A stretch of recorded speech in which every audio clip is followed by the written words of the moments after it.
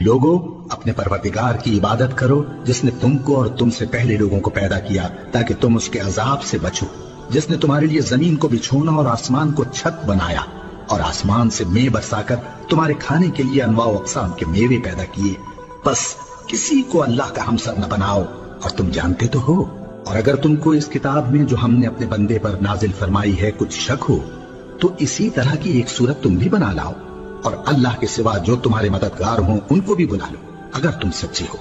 پھر اگر ایسا نہ کر سکو اور ہرگز نہیں کر سکو گے تو اس آگ سے ڈرو جس کا ایندھن آدمی اور پتھر ہوں گے اور جو کافروں کے لیے تیار کی گئی ہے۔ اور جو لوگ ایمان لائے اور نیک عمل کرتے رہے ان کو خوشخبری سنا دو کہ ان کے لیے نعمت کے باغ ہیں جن کے نیچے نہریں بہہ رہی ہیں، جب انہیں ان میں سے کسی قسم کا میوہ کھانے کو دیا جائے گا تو کہیں گے یہ تو وہی ہے جو ہم کو پہلے دیا گیا تھا،